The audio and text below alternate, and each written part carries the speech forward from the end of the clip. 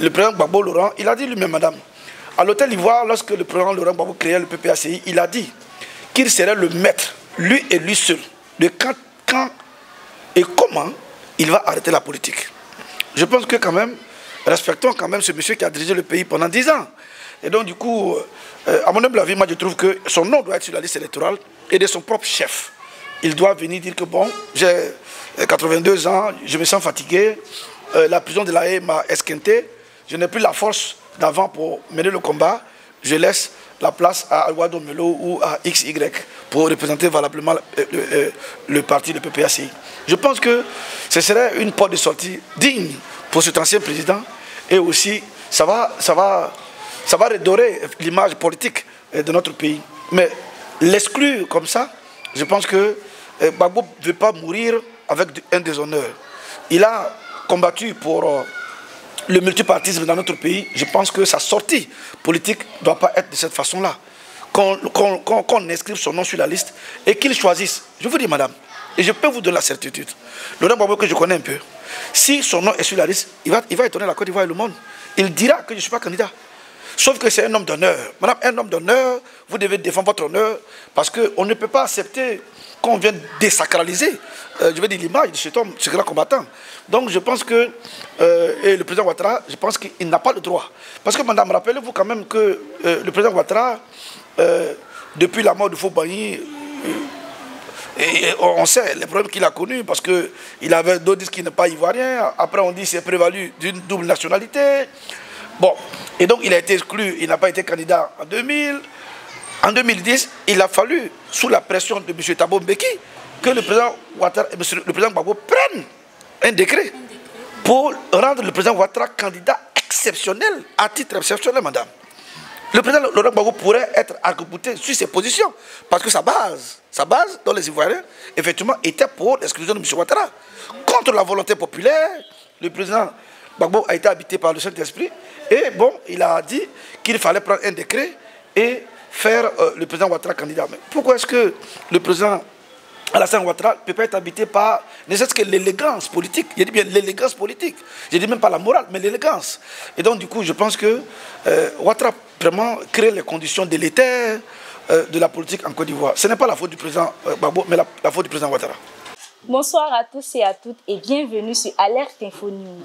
Dans cette émission, nous revenons sur les faits politiques majeurs qui ont marqué l'actualité en Côte d'Ivoire au cours de ces dernières semaines. Pour ce faire, nous recevons M. Séraphin Prao, qui est analyste politique, enseignant-chercheur et économiste. Bonsoir, professeur. Bonsoir, madame. Nous sommes ravis de vous recevoir. Nous aussi. Ok. Comme je le disais tantôt, nous allons évoquer, entre autres, le discours du président Laurent Gbagbo samedi à Port-Boué, la réaction du RHDP à ce discours justement et également la liste électorale définitive. Lors de son meeting samedi à Port-Boué, le président Laurent Gbagbo a déclaré ouvertement « Il veut se battre, alors on se battra. Soyez prêts ». Quelle est votre lecture de ces propos-là à quelques mois de l'élection présidentielle? Madame, c'est inquiétant. C'est inquiétant pour l'Ivoirien que je suis, parce que notre pays, la Côte d'Ivoire, a toujours été le théâtre des troubles, n'est-ce pas? Depuis la mort de feu Félix Houphouët-Boigny, on en a connu en 1995 déjà avec le boycott actif, après 2000, par rapport aux élections de 2000 où il y a eu encore des morts entre le président Feu Gueye Robert et Laurent Gbagbo. Après, en 2010, on a cru qu'on allait sortir de l'ornière dans laquelle nous étions, ce verglas politique. Et ça, vous êtes témoin encore des 3000 morts dont nous nous souvenons tous les jours. Et puis en 2020, plus près de nous, on a enregistré encore des troubles dans notre pays qui a même valu la décapitation de la tête d'un Ivoirien à Daoukro. Et puis bon, cette année, en 2025, on a cru que bon, ça allait être une fête de la démocratie, avec l'inclusion de toutes les figures emblématiques de la politique ivoirienne. J'ai cité le président Laurent Gbagbo, qui, soit dit en passant, a été quand même innocenté à la CPI, parce qu'il a été accusé de morts, hein, de génocide, on dira même, et la Côte d'Ivoire, nos juridictions se sont trouvés incapables de le juger, puisque c'est le président Ouattara qui a trouvé effectivement que la Côte d'Ivoire était incapable de juger Gbagbo. Il a été déporté à La Haye. Et puis, bon, 10 ans après, le monsieur il est innocenté. Il revient dans son pays et vous dites que il ne peut pas avoir son nom sur la liste électorale parce qu'il serait condamné pour braquage à la BCEAO, ce qui est faux d'ailleurs, puisque la BCEAO n'a jamais posé plainte contre le président Laurent Gbagbo. Donc, madame, vous voyez que c'est indécent, à mon humble avis, qu'un ancien président de la République ne soit pas sur une liste électorale de son pays. C'est quand même invraisemblable. C'est une comédie de mauvaise alloi. Vous prenez encore le président Titi Antiam. Bon, même si là encore, on peut trouver des subterfuges juridiques en disant qu'au moment de son inscription sur la liste électorale, il était encore français. Donc juridiquement, bon, ils peuvent s'en sortir là. Mais je pense que, vous savez, en démocratie, madame, quand on veut la paix, il y a des concessions qu'on doit faire. À mon humble avis, pour 2025, il aurait fallu que le PDCI-RDA ait son candidat. Et donc, qu'est-ce que ça nous coûte, nous, en Côte d'Ivoire, de faire une révision de la liste électorale pour que Titi Antiam soit à nouveau sur la liste, puisque maintenant il est indubitablement ivoirien, puisque c'est M. Sansan Kambilé qui l'a dit. Et puis bon, Soro Guillaume, qui a aidé le président Ouattara à venir au pouvoir, qui a créé son parti politique, qui a refusé d'être au RHDP, c'est son droit. Parce qu'en démocratie, madame, c'est le règne du droit. Et la démocratie permet, tout individu d'ailleurs, de se mettre en association et de pouvoir défendre ses idéaux, faire des propositions pour le pays. Donc, Soro Guillaume, là encore, on dit, pour atteinte à l'État de Côte d'Ivoire, il a été condamné à 20 ans, il est exclu. Blé Goudé, lui aussi également, il était à La Haye avec le président Laurent Gbagbo, lui aussi a été exclu. Donc je trouve que le président Ouattara et son gouvernement et son parti créent les conditions effectivement des troubles dans notre pays. Parce que je trouve moralement indécent que Laurent Gbagbo, avec tout ce qu'il a subi, Laurent Gbagbo a dit une chose qui est quand même frappante. Il a dit qu'il n'a pas d'argent à laisser à ses enfants. Il n'a que son nom. Mais pour laisser son nom à ses enfants, il ne faudrait pas que le nom soit souillé. Donc je trouve que là, M. Ouattara et la CI s'entêtent à exclure ces 4 figures emblématiques de la scène politique. Donc je trouve que la réaction du président Laurent Gbagbo, c'est la réaction d'un homme qui se sent indigné. Indigné, voyez-vous, il se sent indigné. Et donc du coup, moi j'ai regardé la vidéo, j'ai suivi l'homme. Mais regardez, il parle avec son cœur, en fait. Et donc, il a dit, comme il cherche la bagarre, c'est le président Ouattara et son clan, comme il cherche la bagarre, ben nous allons faire la bagarre. Parce que logiquement, on ne doit pas faire la bagarre en politique, mais visiblement, le président Ouattara et le RDP ne veulent pas fondamentalement la paix, à mon humble avis. Donc, je pense que action-réaction. Donc, le discours de Laurent Gbagbo, c'est vrai que c'est un discours qui fait peur. Ce qui a valu d'ailleurs la visite très prompte et rapide des organisations africaines qui sont allées chez lui à la maison, notamment l'Union africaine, pour un peu discuter avec lui parce que ce sont des propos très graves. Je n'ai jamais vu le président Laurent Gbagbo prononcer de tels mots forts, des mots belliqueux. L'homme qui est habitué à dire asseyons-nous et discutons. Donc s'il en est arrivé à là, je pense qu'on l'y a poussé. Et donc du coup, je pense que sa réaction est une réaction d'un homme qui est indigné. Mais ce discours ne vient pas envenimer davantage les tensions politiques qui existent déjà? Pour Laurent Gbagbo, ancien président de la République, je ne suis pas sur la liste électorale. Madame, vous savez, je ne suis pas partisan de ceux qui voient toujours, qui jugent les réactions des individus en ne tenant pas compte de ce que la personne a subi avant de réagir. Vous voyez, madame, si vous venez chez moi pour venir me tuer et que je réagis de façon disproportionnée, la disproportion n'est pas mon fait, c'est de votre fait. Donc du coup, je pense qu'aujourd'hui, Laurent Gbagbo, c'est de son droit d'ailleurs, un ancien président qui, par la magie de ceux qui nous gouvernent, trouve qu'il n'est pas à même de pouvoir être sur la liste électorale. Je pense que cette indécence politique a obligé le président Laurent Gbagbo à tenir des mots forts, c'est vrai, belliqueux, mais je pense que c'est son droit. Mais pensez-vous que c'est dans cette posture-là que les Ivoiriens attendaient le président Laurent Gbagbo au regard des enjeux politiques actuels?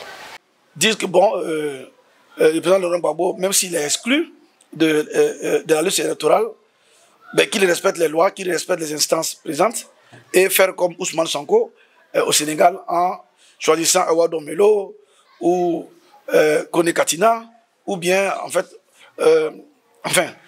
une candidature de l'échange, hein, parce que je pense que ce n'est pas les personnalités qui manquent au PPACI. Maintenant, il y en a qui disent que non, le président Gbagbo Laurent, il a dit lui-même, madame, à l'hôtel Ivoire, lorsque le président Laurent Gbagbo créait le PPACI, il a dit qu'il serait le maître, lui et lui seul, de quand et comment il va arrêter la politique. Je pense que quand même, respectons quand même ce monsieur qui a dirigé le pays pendant 10 ans. Et donc du coup, à mon humble avis, moi je trouve que son nom doit être sur la liste électorale et de son propre chef. Il doit venir dire que bon, j'ai 82 ans, je me sens fatigué, la prison de la haie m'a esquinté, je n'ai plus la force d'avant pour mener le combat, je laisse la place à Aguado Melo ou à XY pour représenter valablement le parti de PPACI. Je pense que ce serait une porte de sortie digne pour cet ancien président et aussi ça va redorer l'image politique de notre pays. Mais l'exclure comme ça, je pense que Gbagbo ne veut pas mourir avec un déshonneur. Il a combattu pour le multipartisme dans notre pays. Je pense que sa sortie politique ne doit pas être de cette façon-là. Qu'on inscrive son nom sur la liste et qu'il choisisse. Je vous dis, madame, et je peux vous donner la certitude. Laurent Gbagbo que je connais un peu, si son nom est sur la liste, il va étonner la Côte d'Ivoire et le monde. Il dira que je ne suis pas candidat. Sauf que c'est un homme d'honneur. Madame, un homme d'honneur, vous devez défendre votre honneur parce qu'on ne peut pas accepter qu'on vienne désacraliser, je veux dire, l'image de cet homme, ce grand combattant. Donc je pense que, et le président Ouattara, je pense qu'il n'a pas le droit. Parce que, madame, rappelez-vous quand même que le président Ouattara, depuis la mort de Foubayi, et on sait les problèmes qu'il a connus parce qu'il avait d'autres disent qu'il n'est pas ivoirien. Après, on dit qu'il s'est prévalu d'une double nationalité. Bon, et donc il a été exclu, il n'a pas été candidat en 2000. En 2010, il a fallu, sous la pression de M. Thabo Mbeki, que le président Ouattara, le président Gbagbo prenne un décret pour rendre le président Ouattara candidat exceptionnel, à titre exceptionnel, madame. Le président Laurent Gbagbo pourrait être arc-bouté sur ses positions, parce que sa base dans les Ivoiriens, effectivement, était pour l'exclusion de M. Ouattara. Contre la volonté populaire, le président Gbagbo a été habité par le Saint-Esprit, et bon, il a dit qu'il fallait prendre un décret et faire le président Ouattara candidat. Mais pourquoi est-ce que le président Alassane Ouattara ne peut pas être habité par ne serait-ce que l'élégance politique? Je dis bien l'élégance politique. Je dis même pas la morale, mais l'élégance. Et donc, du coup, je pense que Ouattara vraiment crée les conditions délétères de la politique en Côte d'Ivoire. Ce n'est pas la faute du président Gbagbo, mais la faute du président Ouattara. Et en réponse à ce discours, justement, le RHDP, par la voix de son porte-parole, le ministre Adjoumani, a affirmé qu'il n'y aura aucune bagarre parce que Gbagbo n'aura pas d'adversaire avec qui conduit la Côte d'Ivoire dans l'abîme. Quelle est votre appréciation de cette réponse? Bon, ils sont dans une posture de dire que c'est un parti de paix, un parti de paix. Pourtant, quand on est un parti de paix, madame, quand il se dit le RHDP, le Rassemblement des oufouettistes pour la paix et le développement, c'est bien ça le RHDP. Mais madame, Oufouet est le père du dialogue. Oufouet a toujours dit que vous allez engager une guerre, vous devez vous asseoir pour dialoguer, pour terminer la guerre. Commençons par le dialogue, au lieu de créer la guerre. C'est pourquoi il était partisan d'ailleurs d'une maxime où il disait « Je préfère l'injustice au désordre ». Voyez-vous? Et donc, pour des gens qui se disent RHDP, ce n'est pas à la veille des élections à 4 mois qu'on va venir se faire comme si nous étions les apôtres de la paix, alors que c'est eux qui sont les apôtres du désordre. Je pense que c'est une façon laconique de se donner de la contenance comme apôtre de la paix, alors que je pense que ce n'est pas le cas. Si c'était le cas, on a même vu sur les réseaux sociaux que l'un de leurs militants avait dit qu'il allait couper les tendons des Ivoiriens. Donc c'est une comédie, madame. Donc ils veulent faire croire que ce sont les opposants qui veulent le désordre, parce qu'aujourd'hui, madame, la Côte d'Ivoire est sur le projecteur et toute la communauté internationale nous regarde. Et d'ailleurs, ce n'est pas une bonne image pour notre pays, vous savez. Nous avons déjà des soucis avec les questions liées au blanchiment d'argent. Gafi vient de nous mettre sur une liste noire. Tout ça n'est pas reluisant pour nous. Donc, l'échappatoire que trouve le RHDP, le président Ouattara et son gouvernement, c'est de se faire passer pour les apôtres de la paix. Et non, s'il y a des troubles, ce n'est pas nous. Nous sommes un parti de paix. C'est bien les partis d'opposition qui sont des partis devenus rebelles, qui veulent vraiment conduire la Côte d'Ivoire à la Bible. Ce n'est pas nous, c'est eux. Alors que, madame, quand vous prenez des mesures impopulaires qui peuvent... vous savez, quand la démocratie disparaît dans une sphère, mais qu'est-ce qui prend place? C'est la violence. Et donc, du coup, je pense que si vous voyez le ministre Adjoumani, dites-lui que s'ils veulent vraiment la paix dans notre pays, qu'ils remettent dans les plus brefs délais les noms de ces 4 personnalités emblématiques sur la liste électorale. Et si ils se disent qu'ils ont tellement travaillé, qu'ils ont un bilan reluisant, un bilan inattaquable, et que la Côte d'Ivoire serait devenue l'Eldorado, vraiment un État en Nirvana, je pense qu'ils acceptent tous les candidats et que les Ivoiriens qui sont tellement contents de leur bilan, iront voter leur candidat. Naturellement, puisque madame, si je suis content de bilan d'un parti politique, mais je prie pour que ce parti politique-là, quand même, soit encore au pouvoir pour 5 ans. Non, ils ont peur. Ils ont peur. Donc, la seule façon pour eux de maintenir le pouvoir, c'est d'écarter les candidats et les candidats lourds et avoir des pantins en face d'eux qui vont faire de la figuration politique. Et puis, bon, voilà. Si Ouattara présente même un deuxième couteau, ce deuxième couteau va battre copieusement ces candidats pantins-là. Donc, voilà un peu notre lecture de la politique. Bon, le ministre Adjoumani peut se jouer les hommes de paix. Il a oublié qu'il était en son temps aussi l'homme qui tenait les discours guerriers. Aujourd'hui, 4 mois avant les élections, ils sont devenus tout à coup des colombes, des agneaux qui ne peuvent même pas mordre, je vais dire, des moustiques. Justement, pour rebondir sur ce que vous avez dit, selon vous, le RHDP tente-t-il ici de se positionner comme garant de la stabilité, en phase avec les aspirations des Ivoiriens qui souhaitent éviter un autre cycle de violence? A osé dire que le candidat Ouattara était vraiment le candidat de la stabilité. Ça voudrait cacher quelque chose, madame. Ça veut dire qu'en fait, en clair, vous savez, en Afrique, en pays à Caen, d'où je viens, on dit c'est lui qui est à même de détruire ou bien de saccager, enfin, détruire l'organisation des funérailles de ta mère ou de ton père, vous lui donnez l'organisation. En clair, c'est ce qu'il veut dire. Comme c'est eux, à chaque fois. Madame, rappelez-vous quand même, ayant la mémoire vive dans ce pays, je pense que ceux qui ont toujours créé des troupes, ce sont les militants du RDR. Et donc, du coup, qui sont aujourd'hui les militants du RHDP. Donc, pour eux, le pays sera en paix si le candidat du RDR, RHDP est au pouvoir. Si jamais le candidat de l'opposition gagne, ils vont se transformer, les agneaux vont se transformer désormais en lions et venir nous attaquer. C'est ce que ça cache, madame. Et c'est dangereux. On ne peut pas, je veux dire, assujettir la stabilité politique, même la stabilité tout court d'un pays, à un pouvoir et à une personnalité. Le pouvoir, la Côte d'Ivoire n'a pas existé, a existé avant M. Ouattara. Et la Côte d'Ivoire existera après M. Ouattara. C'est une injure, c'est une sorte d'infantilisation politique de nous dire, si nous ne sommes pas au pouvoir, vous verrez la Côte d'Ivoire sera dans la guerre. Donc ça veut dire que si vous n'êtes pas au pouvoir, vous serez effectivement les fossoyeurs de la République. C'est comme ça que vous devez comprendre, madame, le message, et non comprendre comme si c'est eux qui sont des garants. Voilà la véritable raison de la déclaration de M. Cobra Adjoumani et des autres porte-paroles, tous les Mamadou et autres. On va clore ce chapitre qui concernait le discours du président Laurent Gbagbo et la réaction du RHDP. Donc la liste électorale définitive a été publiée. Quel est donc votre regard sur cette étape-là? Il a publié à temps, selon les dires de M. Kouibert, cela devait se faire 4 mois avant les élections. La publication, parce que, bon, définitive, et puis, bon, engager les autres dynamiques pour aller le 25 octobre, n'est-ce pas, au premier tour.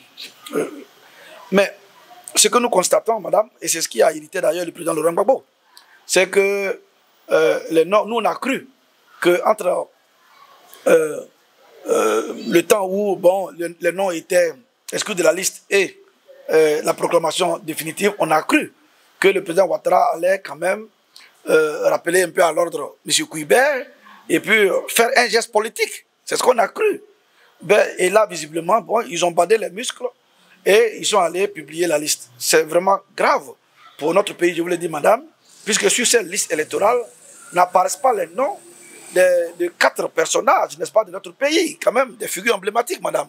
Un ancien président, Laurent Gbagbo, voyez-vous, un ancien directeur du Crédit Suisse, ainsi un Ivoirien dont je pense que les qualités peuvent beaucoup apporter à notre pays, Tidiane Thiam, qui est quand même le candidat qui a été plébiscité par le parti de feu au Faux-Boigny et le parti de feu à Nicolas-Bédier.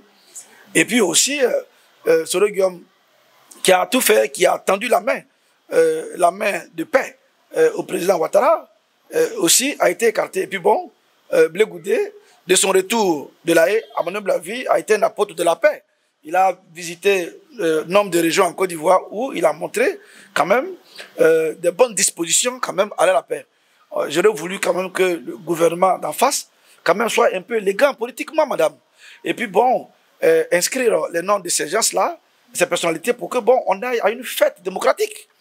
Voilà. Et pour qu'une fois, le monde entier découvre la Côte d'Ivoire, qui est, comme eux ils le disent, Côte d'Ivoire is back. Si Côte d'Ivoire is back, il faut que la Côte d'Ivoire is back aussi politiquement. Ou on va faire comme le Ghana, madame. Regardez bien, je prends toujours l'exemple du Ghana parce que nous avons les mêmes caractéristiques. Et sont des pays, un pays voisin. Regardez Nana Akufo-Addo. Lorsqu'il a peur, il partait, il a dit bon, j'ai fini mes 2 mandats. Et j'ai bien aimé sa réaction sur France 24. On lui a posé la question de savoir pourquoi est-ce qu'il ne ferait pas comme les autres présidents en tripatouillant la Constitution et se maintenir. Il a dit je ne peux pas faire ça pour mon pays. J'aime mon pays, je suis un patriote. Et si je suis un patriote, je dois œuvrer à la stabilité politique et à ce que le processus démocratique soit ancré. Et il a choisi son candidat, un économiste, qui a été battu par l'ancien président Mahama.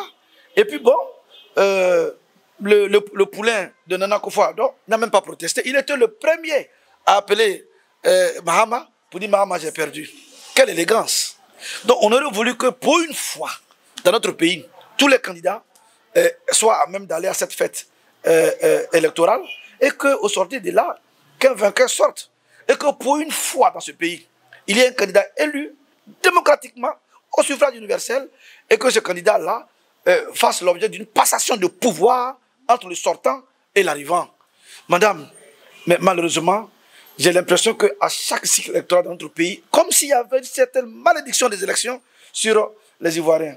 Je parle en tant qu'un Ivoirien qui a le cœur lourd, parce que c'est dommage que les 4 personnalités n'aient pas leur nom sur la liste. Madame, voilà ce que je puis dire. Vous l'avez dit, on constate toujours l'absence de ces 4 leaders-là. Mais selon vous, à ce rythme-là, est-ce que les différents partis politiques de ces leaders ne devaient pas songer à prendre des candidats de rechange, comme on dit, en vue de la présidentielle qui est dans pas longtemps? Oui, madame, pour l'heure, je pense que... madame, vous savez, bon, lorsque vous partez, madame, comme par exemple vous êtes le sélectionné d'une équipe nationale et vous partez compétir comme la coupe, la CAN par exemple. Madame, vous devez aller avec vos meilleurs joueurs. Pourquoi voulez-vous, madame, qu'on parte avec les doublons? Voyez-vous? Mais madame, les meilleurs joueurs, si les meilleurs joueurs ont leur licence, les meilleurs joueurs se portent bien. Pourquoi voulez-vous, madame, qu'on parte avec les doublons? Donc, pour vous dire que, à mon humble avis, la stratégie dominante, c'est que les candidats partent avec ceux qui ont été désignés ou ceux qui seront désignés par leur parti. Et pour que ceux-là participent, il faut que leur nom soit sur la liste. Maintenant, le combat premier qui va être mené, c'est que pour la réinscription, je veux dire, madame, de ces personnalités sur la liste. Maintenant, on verra. Bon, il y en a qui nous disent, M. Koubé nous dit que non. C'est vrai que la loi lui autorise à faire la révision avant ou après les élections, selon lui. Mais madame, je trouve que dans ce pays-là, il y a des gens qui quand même se comportent mal. Il y a des gens qui se comportent mal, madame, parce que bon, l'esprit de la révision de la liste électorale, c'est quoi? C'est d'avoir le maximum pour pouvoir vraiment donner une certaine légitimité, une certaine légalité, n'est-ce pas, à celui qui gagne les élections. Donc ce n'est pas après les élections qu'on doit faire ça avant. Et donc du coup, je pense que dans un premier temps, ces partis-là, ces figures-là qui ont été exclues vont se battre pour que leur nom soit à nouveau sur la liste. Maintenant, s'il advienne que, par exemple, s'ils perdent le combat de la réinscription, bon, madame, vous savez qu'en politique, c'est l'appréciation de la réalité du moment. Bon, ils pourront peut-être choisir un autre candidat pour les représenter à ces élections. Voilà ce que nous pouvons dire sur cette question. Pensez-vous qu'une candidature du président Alassane Ouattara soit ce qu'il y a de mieux pour les Ivoiriens? Non, je ne pense pas, madame. Je ne pense pas que la candidature du président Ouattara serait une meilleure posture pour notre pays parce que, madame, vous savez, notre pays, notre constitution est claire. La constitution dit que lorsque vous êtes président, vous êtes rééligible une fois. Donc, vous ne pouvez faire que 2 mandats. Le président Ouattara l'a dit lui-même. Cissé Bakongo, qui est un juriste, Samson Kambile l'a dit à l'hémicycle. Ils ont juré la main sur le cœur que le président Ouattara n'allait pas, à l'issue de la nouvelle constitution, se représenter. Bon, il a dit en 2020 que malheureusement pour lui, son candidat, le feu, le Premier ministre Amadou Gon, est décédé et que, selon lui, comme si la Côte d'Ivoire devait être dirigée que par un militant du RADP, donc il était obligé à nouveau d'être candidat. Madame, nous nous sommes levés, mais au nom de la paix et au nom de la stabilité de notre pays, les Ivoiriens ont avalé cette couleuvre. Donc nous ne pourrons pas accepter encore que notre constitution soit foulée aux pieds, soit traitée comme un caillebotis, un paillasson. Et donc je pense que ce serait faire injure à l'intelligence des Ivoiriens et à notre constitution si le président Ouattara est à nouveau candidat en 2025. Je pense que s'il respecte la Côte d'Ivoire, s'il a un lopin d'amour pour la Côte d'Ivoire, qu'il renonce à sa candidature pour que on respecte un peu l'image de notre pays et notre constitution, car il avait droit à 2 mandats, il a fini ses mandats. Il a eu un mandat, comme on dit en Côte d'Ivoire, un mandat gouasso. C'est un mandat cadeau, je pense que ça suffit. Il ne faudrait pas encore qu'il vienne être candidat. Professeur, vous l'avez dit, et c'est la toute dernière question d'ailleurs, si malgré cela, le président Alassane venait quand même à se présenter, quelle image il donnerait aux Ivoiriens? Comment serait-il perçu? S'il arrivait qu'au sorti de leur congrès, du 20 au 21, si le président Ouattara accepte, puisque les militants vont le désigner comme leur candidat. Donc il a 2 options, soit de ne pas accepter et proposer un ticket, puisqu'en Côte d'Ivoire, il y a le président et son vice-président. Voilà, les gens parlent de Codé Meïlé, il pourrait être candidat avec Tony Ibrahima. Donc on aussi pense aussi à le ticket Meïlé et Hachi ou Hachi Tony Ibrahima. Bon, c'est une première option. Bon, il va s'en sortir un peu, je dis bien un peu, pourquoi? Parce que, je dis un peu parce qu'il aurait déjà exclu les figures importantes de l'opposition. Mais ce serait vraiment une porte de sortie honorable pour lui. Maintenant, deuxième option, c'est d'accepter la candidature, d'être candidat, après l'appel de ses militants, et ce serait une honte pour notre pays. Et si Ouattara le faisait, vraiment, il va apparaître comme un homme assoiffé de pouvoir. Il va apparaître comme vraiment quelqu'un qui veut mourir au pouvoir. Et il va apparaître vraiment comme quelqu'un qui est antidémocratique. Puisque tu as droit à 2 mandats. Et tu fais 2 mandats, on te donne un mandat gouasso, cadeau. Et tu viens encore remplir encore. Ça fait 4 mandats. Vraiment, je suis tellement déçu parce que, rappelez-vous, madame, lors de leur échange avec le président Laurent Gbagbo en 2010, rappelez-vous, il a dit, le président Ouattara, je cite, mais Laurent Gbagbo, 2 mandats, ça suffit. 2 mandats, on n'a pas besoin de faire plus de 2 mandats. Bon, si Ouattara vient qui veut faire 4 mandats, ce serait vraiment, je ne dirais pas qu'il serait menteur, mais madame, quand vous faites le contraire de ce que vous pensez ou ce que vous avez dit, vous voyez, vous-même, trouvez-moi le qualificatif, et ce ne serait pas vraiment une sortie honorable pour lui. Il va salir l'image de la Côte d'Ivoire, et lui-même en premier. Parce que quelqu'un qui sort du FMI, qui était vu comme un technocrate, un démocrate, il a été adoubé par le monde entier. Et puis, bon, on veut le pouvoir, et il devient comme vraiment un tyran. Et je pense que ce ne serait pas une bonne chose pour lui. Donc, je prie, encore une fois, il y a quelques jours, nous avons quelques jours avant le 20, qu'il soit habité par le Saint-Esprit et qu'il revienne à de meilleurs sentiments pour renoncer à un 4e mandat. Je dis que ce serait une porte de sortie honorable pour lui. Auquel cas, il va paraître comme un dictateur, en tout cas, patenté, que la Côte d'Ivoire n'a jamais connu. Merci encore, professeur, de nous avoir honorés de votre présence. Ainsi prend fin notre émission et ce fut un plaisir d'avoir échangé avec vous. Merci de nous avoir suivis jusque-là et surtout n'oubliez pas de vous abonner à Alerte Info News et de partager au maximum cette vidéo.